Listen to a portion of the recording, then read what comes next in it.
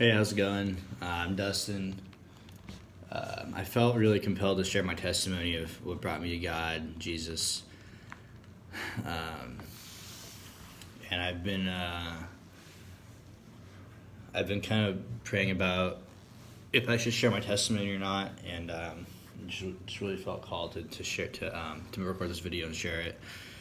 So I hope this helps somebody's faith, because I was always an atheist, and it's just really amazing what God can do and how He can just do anything. So, yeah.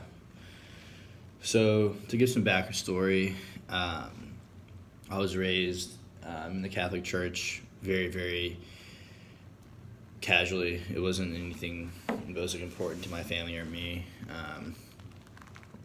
But I'd go to church every Sunday with my dad and my sister, and I never believed in God. I didn't feel like a connection to God or anything. And when I was in high school, I kind of became an atheist, and I continued in that path. And after college, I was working for a technology company in San Francisco, and I was just like doing a lot of partying, and even like in college, I was very heavily atheist. Like, I would argue with people about religion and how I don't think there could be a God. So yeah, that was where I was at. When I was working for the technology company, I was partying a lot. I was doing a lot of cocaine, and I was drinking a lot, and I just wasn't happy. I felt like there was something missing inside of me, but I didn't know that it was God. It was Jesus that was missing. So what happened was, in September of 2017, my best friend came to me, and he told me that he had been battling depression and drug addiction for years, and he told me that he wanted to commit suicide. And he was kind of agnostic. He was raised in a Christian household, but didn't know God and didn't know if there was a God or not. So he was telling me about this, and I'm just listening, and of course, I don't know what to say. But that night I had a dream, and in my dream I'm in the Olympics, and the world's watching me. The entire world's in the stadium, every person in the world, and I'm losing. Like, I'm in the Olympics, I'm losing the game, and Jesus Christ keeps coming to me, and He's in the flesh, and He's got the robe, and it's Jesus. He keeps asking me if I believe in Him. And I keep saying, no, I don't believe in you. Get away from me. Leave me alone. And he keeps coming back over and over. And I keep pushing him away. I don't believe in you. I don't believe in you. Well, toward the end of my dream, I'm in an airplane, and I'm parachuting. I have a parachute on, and I jump out of the plane. I'm skydiving. And as I'm falling toward the ground, parachuting, my parachute breaks, and I'm free falling. I'm about to die. At the last moment, my friend's sister, who is his actual sister in real life, she comes as an angel sent from God. She says, do you believe in God? Do you believe in Jesus? My collar's messed up here. Do you believe in God? Do you believe in Jesus? And I said, yeah. And she says, I'm going to save you, but I want you to save my brother and show him what I showed you. I said, okay. At that moment, I woke up from my dream at 3 a.m., and the Holy Spirit was so thick in my room that it was just pure, just joy and love. And it just felt like a blanket of peace was just over my body. And I just felt such love from God. And I just was sobbing my eyes out, just crying for probably 25, 30 minutes. And I just remember hearing a voice in my head saying, you've been saved, you've been saved. In that moment, I knew God was real. So a few weeks went by, and every day I'm hearing this voice in my head saying, you've been saved, quit your job. And every time I hear that voice, I see this image of a parachute in my head. And every time I hear you've been saved, quit your job, I see this image of a parachute. So I'm kind of thinking to myself, okay, I think God's real now. I don't know how to rationalize it or explain it, but I just have a feeling God's real. I just can't explain that feeling I felt. It's just pure love, just pure divine love. So Yeah, so every day I'm just hearing you've been saved, quit your job, Um, and so finally I quit my job and I bought a one-way ticket to go to Europe. And I just felt like that's what I was supposed to do. I had been saving up money for a while. I hadn't had a vacation. Um, so I decided to quit my job and buy a one-way ticket to Europe. On my way to Europe, my plan was to go to Boston, pick up my grandma and my cousins, and then drive over to New York for a wedding, and then fly to New York or fly to Europe after. So I picked them up, and I'm driving with my aunt in my car, and my cousins, to go from Boston to New York for a wedding. And we're driving through the forest, and I'm telling her about my dream, and I'm telling her how, and she's a big believer in God, and I'm telling her about this dream, and how I just feel like I knew God's real, and I said, I feel like this parachute is a sign from God. It was already in my phone background. I had been thinking about getting a tattoo. I just felt like this parachute was like a symbol from God. And she's saying, this is from God. God's real. He loves you. He's trying to show himself to you. And I'm like, I don't know. I just need more confirmation. I need more. I just need to know. I need a sign. And this is while we're driving in the forest. And over in my dream, I was actually over the forest when I was parachuting down over a bunch of trees. So not even 5 minutes later, after telling her I need a sign from God that this parachute is real, this is a sign from God, my cousin who's in the back seat says, look up. And we see a skydiver parachuting down at the exact same angle as a parachute I kept seeing in my vision. I felt the presence of God coming to me. I was just shocked, right? And my aunt she was freaking out. She's like, this is God. There's no way this is not God. This is divine from God. So I went to Europe, and now every day I'm praying every night to God. And I'm still having doubts. I'm like, I don't know if God is real or not. I need more proof. Well, what happened is I was flying from, where was I? From Sweden, Stockholm, to Copenhagen, Denmark. And I'm on the plane, and I'm praying to God, who I'm not sure if is real. And I said, God, if you're real, give me a sign my grandpa's looking over me. Because my grandpa had died a year before, and he was a big believer.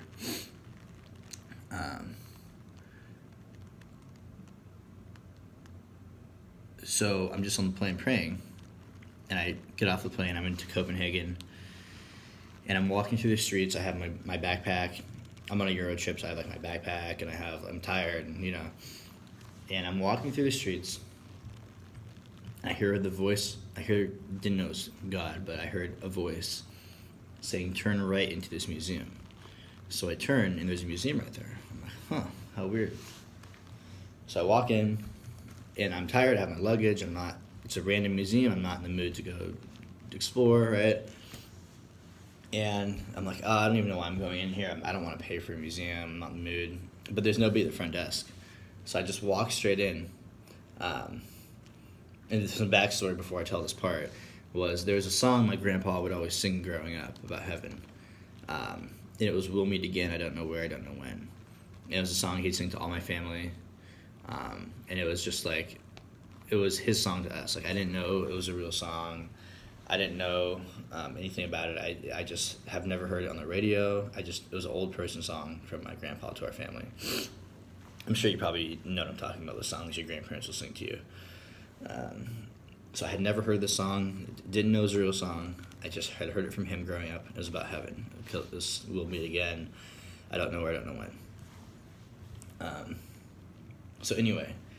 So after I'd been praying to God for a sign, my grandpa was looking over me on the plane. And an hour later, I get into this museum. And I walk into the first room, and that song is playing on the radio. And I felt the presence of God come so thick. And I just collapsed on the floor, and I'm just crying. And in that moment, I just knew God was real. He revealed himself to me. So then, I walk out of the museum, and I already had my parachute as my phone background, this parachute image that I wanted a tattoo of on my heart. And I had been kind of thinking about, should I get a tattoo, should I not? But I never want to forget that moment of when I met God, Jesus. So I walk out, and there's a tattoo parlor right in front of me, like right in front, like the next, like right across the street. And I'm like, wow, this is crazy. God just showed himself to me, and now there's a tattoo parlor. I'm getting this tattoo. So I walk in, and it's a single tattoo parlor place, just one chair. And I walk in, and I said to the guy, hey, I need to get a tattoo right now.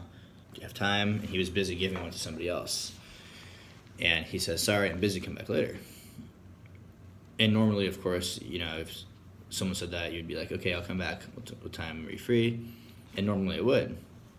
But I needed it right now because God had just revealed himself to me. It was undeniable.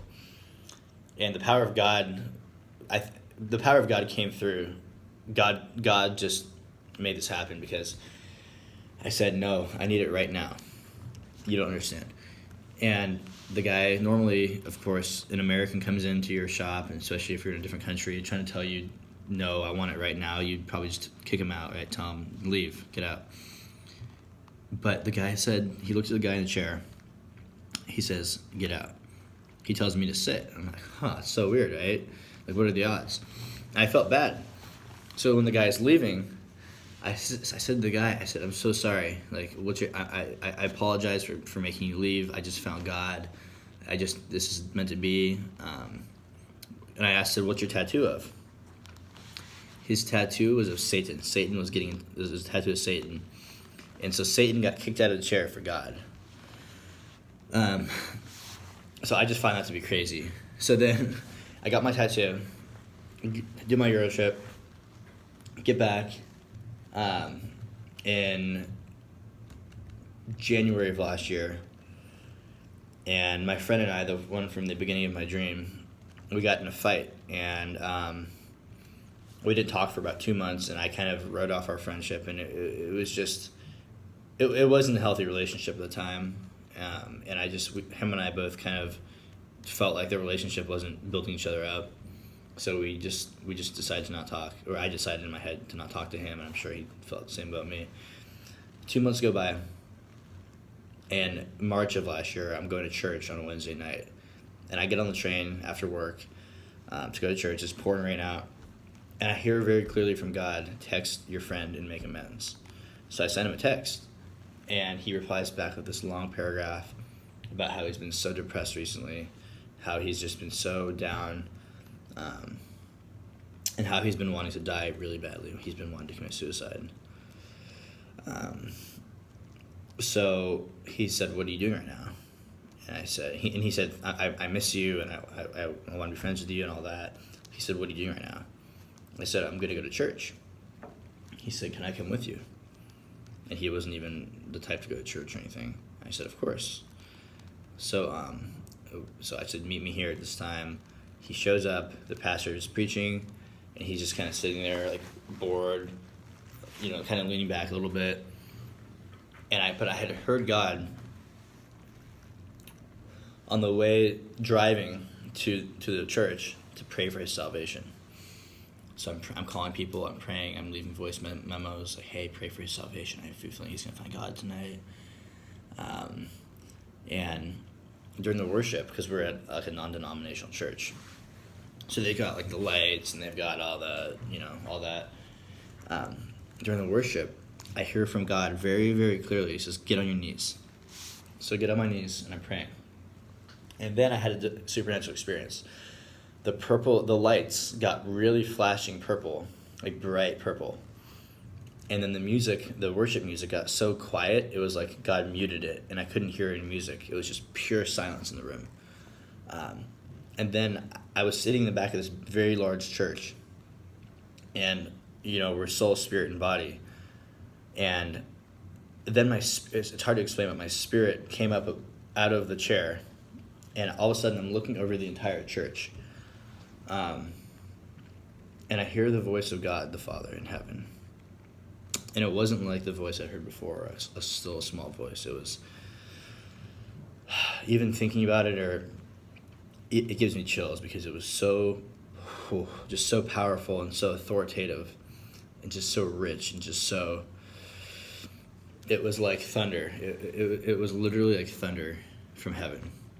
And I swear thunder is modeled after God's voice now, because it was so booming and just loud and scary.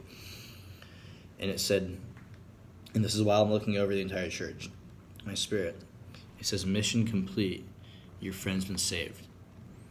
And then boom, like that, the power of God comes into my friend.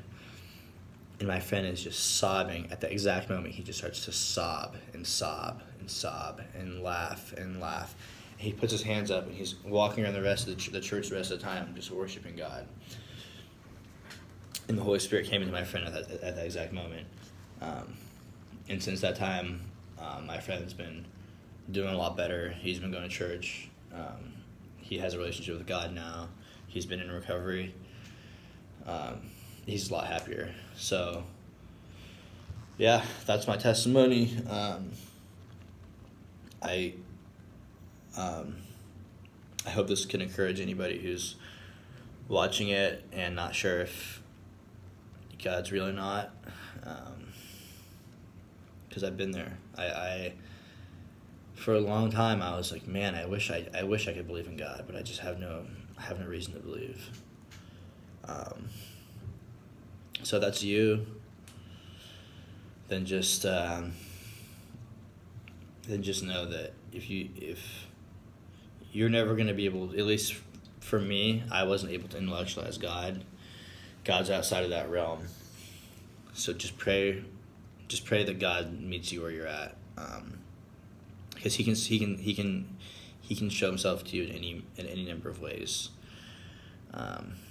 So yeah, that's my story, my testimony, and yeah, all I know is God's real and He loves us a lot, and Jesus is God. He is the true God. So yeah, I hope that